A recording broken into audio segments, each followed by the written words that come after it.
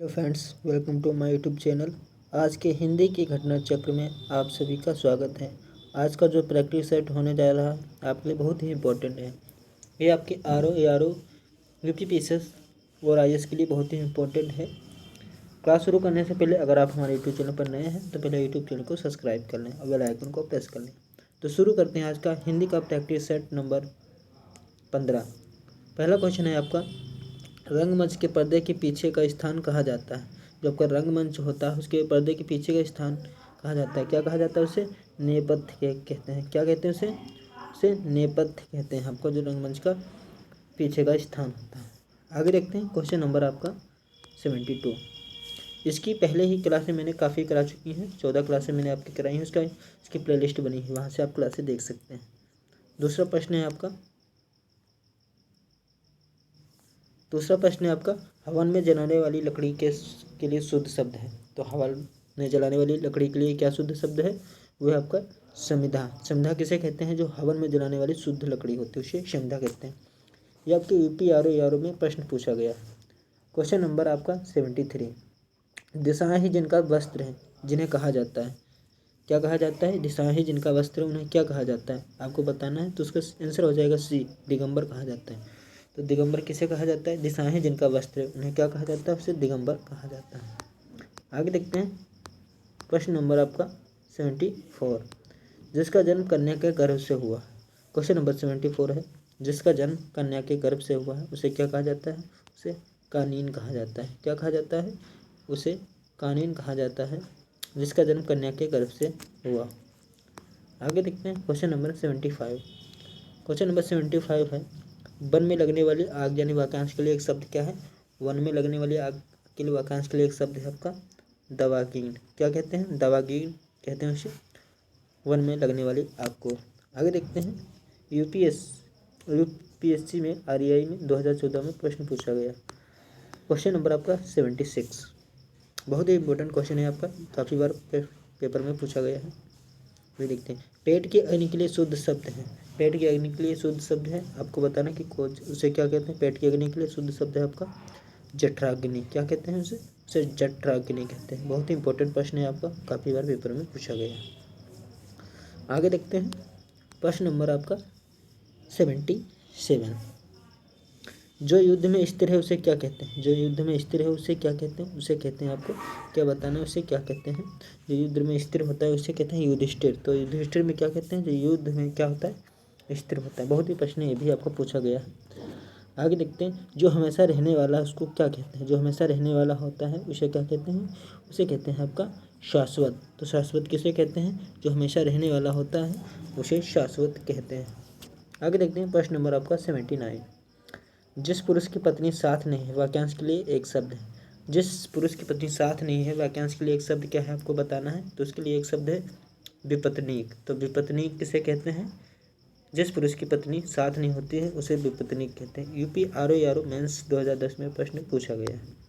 आगे देखते हैं प्रश्न नंबर आपका 80। जिस पेड़ के पत्ते झड़ गए हों के लिए शब्द है।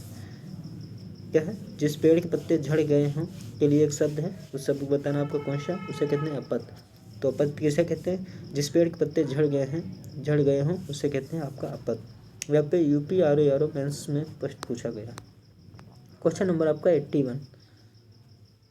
तैरने की इच्छा को कहते हैं। तैरने की इच्छा को क्या कहते हैं? आपको बताना है कि तैरने की इच्छा को क्या कहते हैं। तो तैरने की इच्छा को तितृषा कहते हैं। क्या कहते हैं? तितृषा कहते हैं आपकी तैरने की इच्छा को। ये भी आपका इंपॉर्टेंट प्रश्न है क्योंकि मेंस में पूछा गया है। यूपी आर ओ और यूपी एपीयू मेंस ये भी में भी पूछा गया है। क्वेश्चन नंबर आपका 82। हाथी की पीठ पर रखे जाने वाले आसन के लिए शुद्ध शब्द उसे क्या कहते हैं? होंदा कहते हैं। होंदा किसे कहते हैं? जो हाथी की पीठ पर रखे जाने वाले जो आसन होता है, पीठ पर रखने वाला आसन होता है उसे क्या कहते हैं? उसे होंदा कहते हैं। क्या कहते हैं? उसे होंदा कहते हैं, जो हाथी की पीठ पर रखा जाता है। आगे देखते हैं क्वेश्चन नंबर आपका 83। जो प्रमाण से सिद्ध ना हो सके के लिए एक शब्द है। जो प्रमाण से सिद्ध ना हो सके उसके लिए एक शब्द है। उसके लिए एक शब्द है, क्या है आपका? उसे क्या कहेंगे? उसे अप्रमेय कहेंगे। अप्रमेय किसे कहते हैं? जो प्रमाण से सिद्ध ना हो उसके लिए उसे क्या कहते हैं? अप्रमेय कहते हैं। यूपीएससी आरआई 2014 में प्रश्न पूछा गया। आगे देखते हैं क्वेश्चन नंबर आपका 84। क्वेश्चन नंबर आपका 84 है, जिससे प्रमाण द्वारा सिद्ध ना किया जा सके। क्या? जिसे प्रमाण द्वारा सिद्ध ना किया जा सके उसके लिए एक सही शब्द क्या है? उसके लिए सही शब्द आपका शी। अप्रमेय। अप्रमेय किसे कहते हैं? जिसे प्रमाण द्वारा सिद्ध ना किया जा सके उसके लिए एक शब्द है अप्रमेय शब्द है। आगे देखते हैं प्रश्न नंबर आपका 85। उपनिवेश से संबंध हो जिसका, उसके लिए एक शब्द है। क्या कहते हैं? उपनिवेश से संबंध हो जिसका, उसके लिए एक शब्द है। उसके लिए एक शब्द क्या है? उपनिवेशिक। तो उपनिवेशिक किसके लिए शब्द है? जिसके उपनिवेश जिससे संबंध है जिसके लिए एक शब्द है। क्या है? उपनिवेश है। बी वाला आपका ऑप्शन सही हो जाएगा। क्वेश्चन नंबर आपका 86।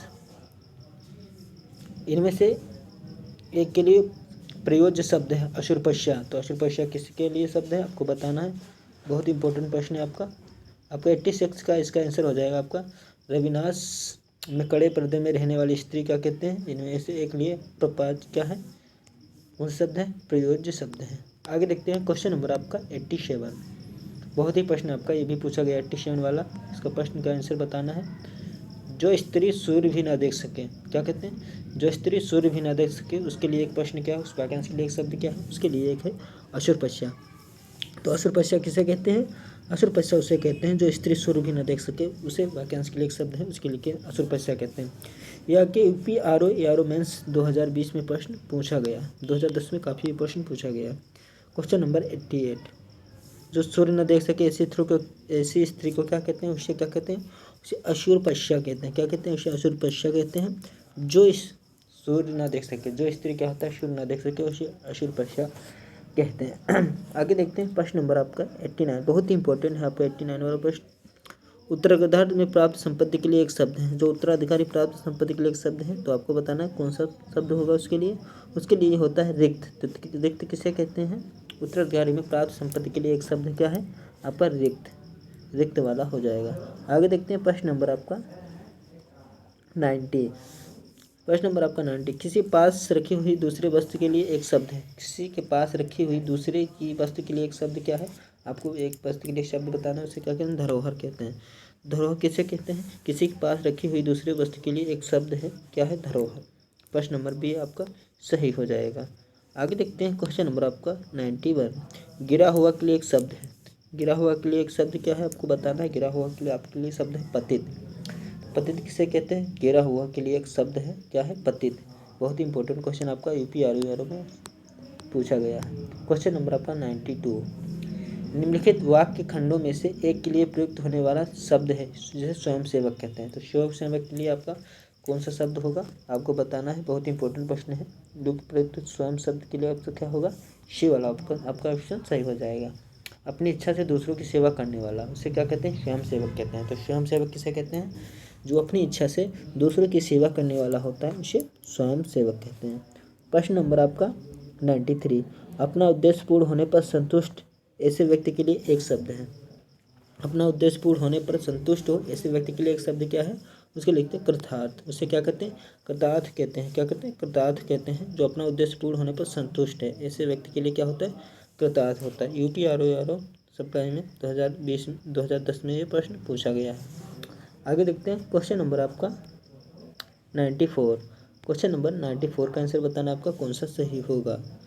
नियम विरुद्ध असामाजिक कार्य करने वाले की सूची के लिए एक शब्द क्या होगा? उसे एक शब्द बताना है कि नियम विरुद्ध या असामाजिक कार्य करने वालों के लिए एक सूची के लिए शब्द क्या है? उसे कहते हैं काली सूची। काली सूची कहते हैं जो नियम विरुद्ध असामाजिक कार्य करने वालों की सूची के लिए एक शब्द होता है उसे क्या कहते हैं? उसे कहते हैं काली सूची कहते हैं। बहुत इंपॉर्टेंट प्रश्न है। क्वेश्चन नंबर आपका 95। जिसकी आशा न की गई हो वाक्यांश के लिए एक शब्द है। जिसकी आशा न की गई हो वाक्यांश के लिए एक शब्द क्या है आपको बताना है। कौन सा शब्द होगा आपका? डी वाला अप्रत्याशित। उसे क्या कहते हैं? अप्रत्याशित कहते हैं कि ये यूपी पीसीएस मैथ्स 2008 में प्रश्न पूछा गया है। तो अप्रत्याशित किसे कहते हैं? जिसकी आशा न की गई हो उसके लिए एक शब्द है, उसे क्या कहते हैं? अप्रत्याशित कहते हैं। क्वेश्चन नंबर आपका 96। उपकृत शब्द के लिए सही वाक्यांश है। तो उपकृत शब्द के लिए सही वाक्यांश क्या होगा आपको बताना है। जिस पर उपकार किया गया हो उसको क्या कहते हैं? उसे उपकृत कहते हैं। तो उपकृत शब्द के लिए एक सही वाक्यांश क्या है? जिस पर उपकार किया गया हो उसे कहते हैं। यूपीएनटी 2006 में प्रश्न पूछा गया है। अब प्रश्न देखिए 96। मरने की इच्छा वाक्यांश के लिए एक शब्द है। मरने की इच्छा के क्या कहते हैं? उसे कहते हैं मुमूर्षा। मुमूर्षा किसे कहते हैं? जो मरने की इच्छा रखता है उसके लिए एक शब्द क्या है? मुमूर्षा कहते हैं उसे। आगे देखते हैं प्रश्न नंबर आपका 98। जिसे दूर करना कठिन हो वाक्यांश के लिए एक शब्द है। जिसे दूर करना कठिन हो उसके वाक्यांश के लिए एक शब्द है। क्या होगा उसके लिए आपका शब्द होगा सी, दुर्निर्वाह। दुर्निर्वाह किसे कहते हैं? दूसरे जिसे दूर करना कठिन हो वाक्यांश के लिए शब्द क्या है? दुर्निर्वाह कहते हैं। यूपीपीसीएस मेंस में प्रश्न पूछा गया है।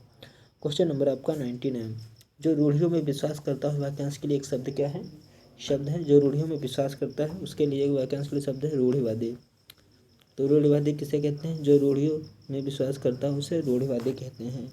क्वेश्चन नंबर आपका 100, जो पूजा के योग्य हो वाक्यांश के लिए एक शब्द क्या है? जो पूजा के लिए योग्य होता है वाक्यांश के लिए एक शब्द है उसके लिए पूजनीय। क्या होगा?